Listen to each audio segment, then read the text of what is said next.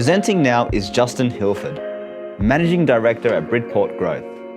Justin will be discussing 4 steps to accelerating growth. Hello, welcome to 4 Steps to Accelerating Growth. I'm Justin Hilford and I run Bridport Growth. We specialise in helping companies grow revenue and the value of the business. Before we get into the 4 steps, just a little bit more about us. So you're the rock or the tree in this image. The reality is sometimes you probably feel like you're the rock even though you're the tree, but we know how it started. We started with a seed, some soil and a little bit of water for the tree. And then over many years of growth, it grew powerful enough to actually split the boulder in 2. It reached a tipping point. Bridport Growth helps companies through tipping points. There are 3 stages where we get involved. Pure growth, where a company has a product and revenue, and we help them prepare for accelerated growth going forward. Growth rejuvenations are for established businesses that may have lost their edge in terms of growth and innovation. And survival turnarounds, the issues appear pretty clear there and speed is of the essence. What we find in pure growth businesses quite often is that in their desire to accelerate growth as fast as possible, they actually skip steps, and we help them fill in those gaps and build a stronger foundation. Those gaps can actually cause issues down the track for the company if they don't do that. For growth rejuvenation businesses, we certainly help companies prepare for issues that are coming up in the future or are already in the industry or with competitors, plan for them, invest appropriately to get through those tipping points with growth in mind. And then finally, for survival turnarounds, generally the issues are pretty clear, but we're dealing with issues that have been ignored for a long period of time. Getting through these tipping points is really critical for any business. It can either set your business up for decades to come, or it can actually set it back for decades to come. I've seen it many times. We get involved very early to try and help people prepare for those and actually anticipate what is going to happen. So you can't be involved too early. So if you have any issues you'd like to discuss, please call. Here are some engagements that we've been involved in. We are industry agnostic. The common thread through all of our engagements, though, is revenue growth. And here's the examples of revenue growth that we help deliver for these companies. Our view is that every single company can grow. Our view is that every single company can learn to grow, and there is a scientific and structured approach that we have developed to help companies do that. So now to the 4 steps. They learn to live, which is really about learning so you can go from the bottom of the adoption curve to the top, winning customers, making sure that each customer is high value, and then once you've done that, scaling volume or volume leverage. So learn to live to start off with. This is the adoption, a series of adoption curves going back over 120 years. I'm sure you're all familiar with that. You'll notice, though, that the rate of adoption has accelerated considerably in the last 20 to 30 years. So that means for you that learning and the pace of learning is absolutely critical. There are 5 key drivers that help accelerate adoption: a relative advantage, which could be a cost advantage or a function of your product, being compatible with existing values, skills, work practices, for example. It's less work to do. Being easy to use and understand, again, it's less work to do. And being easy to trial and inexpensive, again, it's less work to do. All of those things can help accelerate adoption. Observability, particularly in social media terms, is all about other people being able to see you with your product, observe the benefits and just say, look, I want one of those too. Again, it accelerates adoption. I mentioned the gaps that pure growth companies sometimes have, and what that can mean is that they plateau early. Occasionally, even if it's a first mover, they may get through to the second wave, but these adoption curves mask multiple waves of adoption that are actually going on within the overall industry. There may be 5 as there is here, or there may be 500. Over time, though, new entrants or copycats and incumbents will start to respond. So competition increases. And what happens is that consumers become more advanced and educated and sophisticated over time. Their demands increase. That places challenges on the suppliers. So you've got to achieve breakthrough after breakthrough after breakthrough. What also happens over this period is that the consumer obviously doesn't see any of that. They just see products that are available to them on the market, and they pick the one that is best for them. The customer changes over time. So you might start targeting innovators and then early adopters and followers. The way you make make your product or deliver your service changes. It can be custom built to productized, for example.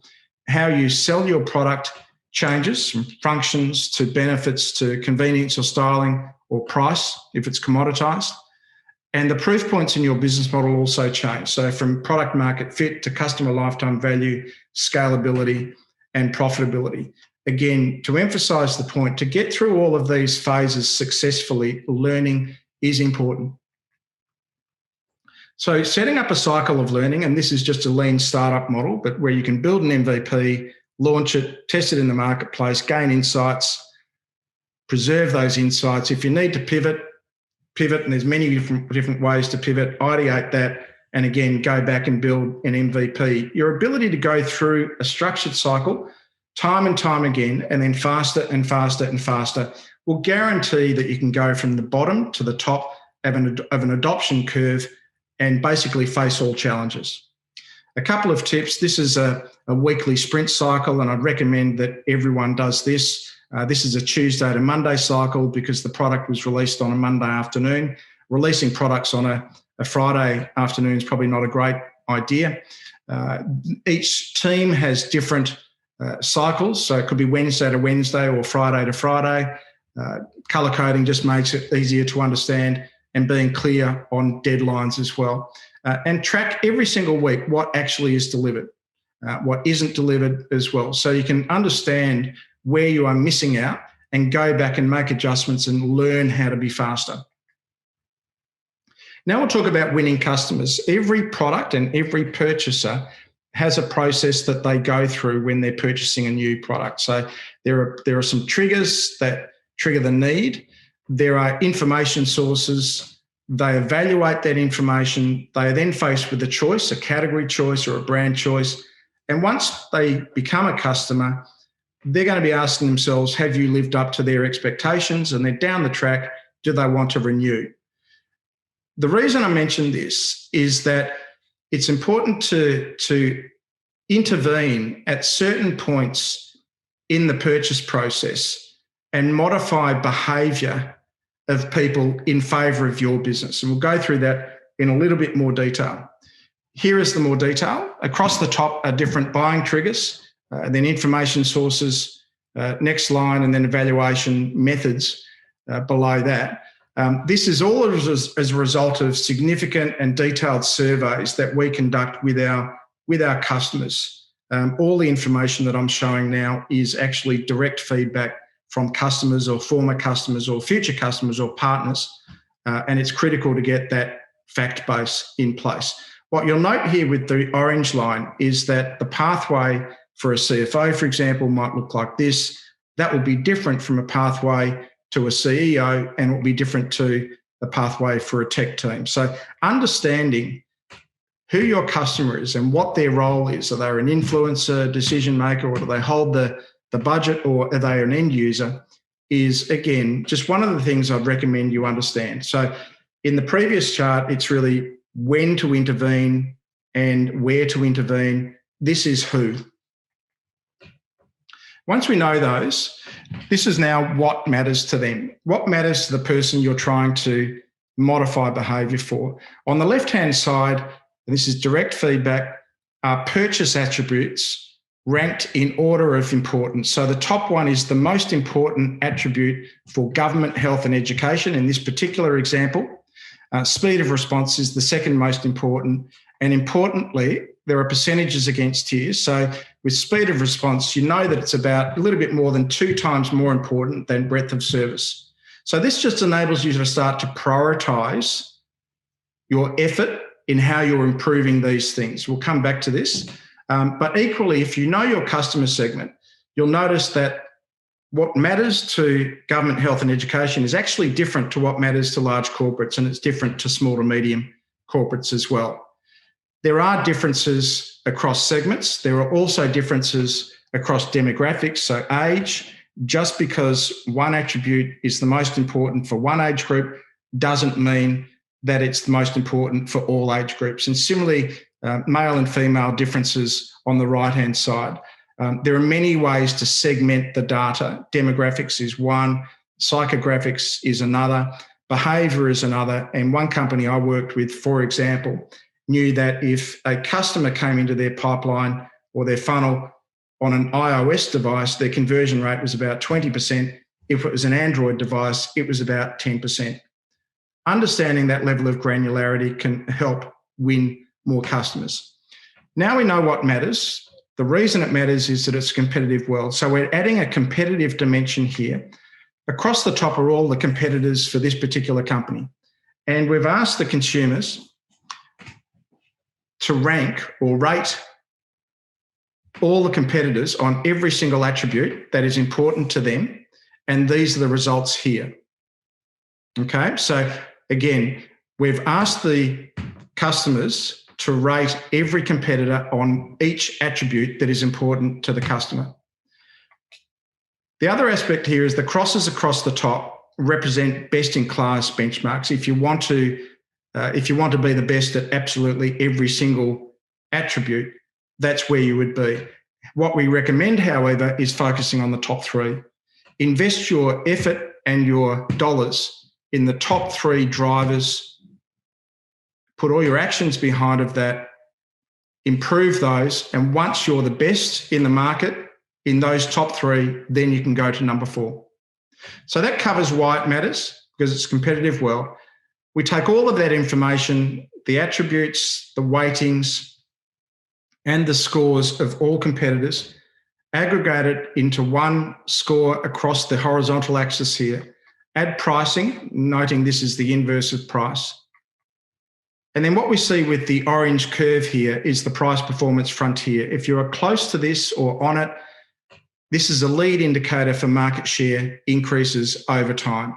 And the ideal position to be is the top right-hand corner, where you're offering a superior proposition for a lower price. That's the best place to be. This particular company has been a client of ours for 8 years or so. And in that time, it's gone from being number 5 in its market to being number 1, and revenue is up about 500%. So it's been a great success story. Lastly, that information at the bare minimum needs to be done for prospective customers, so people that have never been a customer of yours, because that's going to drive growth. For existing customers, because that's going to drive retention, and for lost customers to understand why they left, but also to have a thorough fight with your competitors. We'll come back to that a little later. Now we're going to talk about value leverage. Customer lifetime value, I think you all know this. The elements of CLV are listed here. And I really just want to make 2 points about this. The first one is that to be accurate, all costs need to be included in the right driver here. So, for example, if one of the team spends time answering phone calls or emails or on a chat, even training a chatbot or converting customers, then that time should be allocated to dollars and added into the costs here. That's the first thing. It's got to be comprehensive to be realistic. Secondly, some of these drivers should change over time. ARPU should go up over time. Cost to serve should go down over time. Often customers have issues in the first 6 months. You sort them out. Every interaction with the company costs money. The second year, they have no issues. So cost to serve should go down. So you should see CLV going up over time. But once you understand these metrics at an average level, understand the sensitivities to help with customer lifetime value, and then focus funding or investment and initiatives to improve the ones that have the biggest bang for the buck. Focusing on cost of acquisition now, under the conversion column here, there's just a typical online funnel here. Breaking down conversion stage by stage enables you to micromanage conversion from end to end. So in this particular case, end-to-end conversion is 1.4%. and from a lead to a customer is 7%, but you see highly variable conversion rates from one stage to the next. Focusing on those just means greater insight and greater ability to actually manipulate or bring about a much better result. Focusing on conversion should really be in the bottom half of the funnel.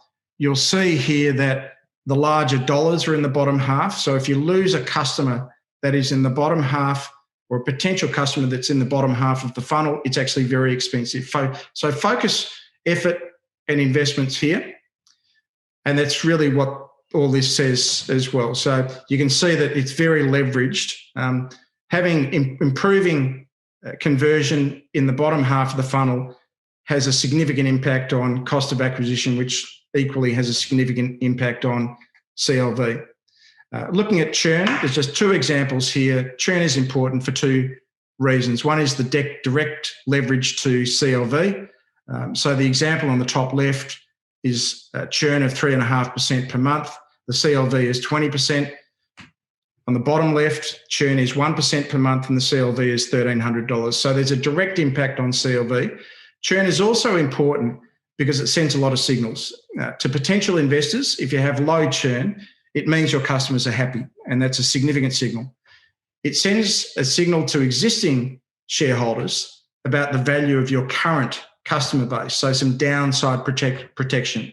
If you've got low churn, you've got a customer base that is actually worth something.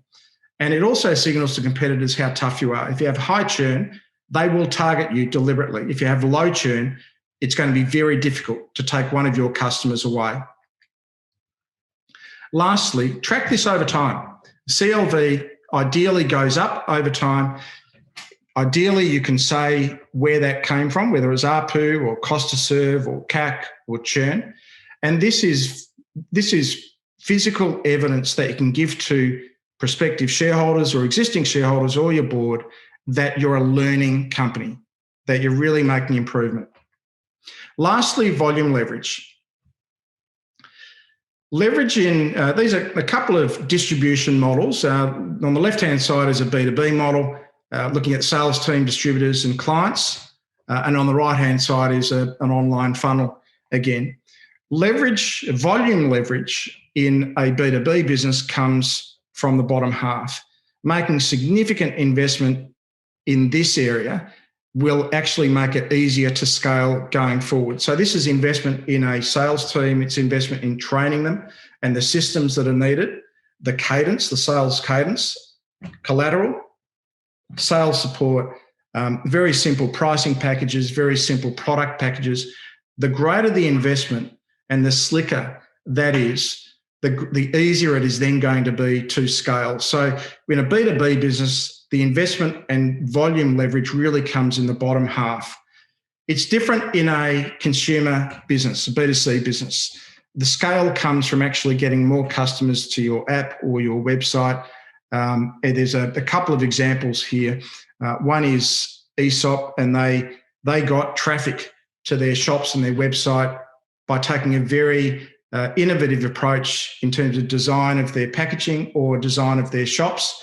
That created a lot of content for media and PR, and that PR attracted people to their shops and their website. Nimble had a very different approach. It's a direct response model. There's a problem. The customer doesn't have any money. Act now. We can give you money within an hour. That's the direct response model. They chose to go down a path of significant television advertising combined with digital marketing, and that worked exceptionally well. The only caveat I'd say about building a brand is that in Australia, at least, it will cost $6 to $8 million a year for about 5 years before you have a well-known household brand that people recognise.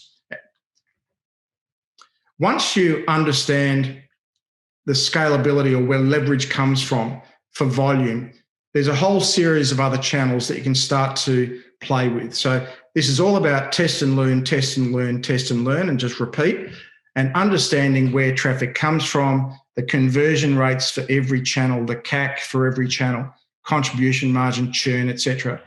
You've got to do this periodically and systematically, because what you're aiming to do is come up with a portfolio mix of channels that maximises the CLV for a given budget. So this is really trial and error. It depends on the business model and what you're trying to achieve, but it is a test and learn approach largely, but with very strict hypotheses to start off with. Lastly, just keep an eye on the difference, what I call the growth jaws, which is the difference between gross adds and churn. So looking at the two examples on the left-hand side here, growth of 5% and churn of 3.5% per month. In 4 years' time, that company will have doubled its customer base. On the bottom left, there's growth of 15% per month and churn of 0.5%. That company will have increased the size of its customer base 60-fold within 4 years, a significant difference. So really understand the jaws and the interaction between those two metrics. Lastly, we've gone through and talked about the need to have learning as culture and the changes in strategy and tactics that occur at different stages of an adoption cycle. We've talked about the purchase process and how different people react differently or have different pathways, and it's important to intervene to modify behaviour at the right time, the right place, the right person. We've also talked about what matters and why it matters, so the most important attributes. So when you're speaking to the right person, you can talk their language that will resonate, and also being better than competitors. We've talked about CLV, that's maximising the valuation of every single company, every single customer that you acquire. And we've talked about conversion and the need to micromanage conversion at every step of the funnel. Equally, we've then talked about leveraging volume. In a B2B business, it's from the bottom up, and a B2C business, it's top down. Both require very significant investments. Lastly, the consumer should see none of that. They should see none of the science, none of the structure. They should really only see beauty, care, and have a great experience. Now, the equivalent in the rock and tree analogy is that the rock had no idea what the tree was going to do over time, and that's the best place to be for any business. That brings this presentation to an end. Again, my name is Justin Hilford. I am offering a free 45-minute consultation. So please reach out, ring me or send an email or contact me via LinkedIn. I'd love to hear from you. So thanks very much. I hope you enjoyed it and look forward to talking soon. Thank you.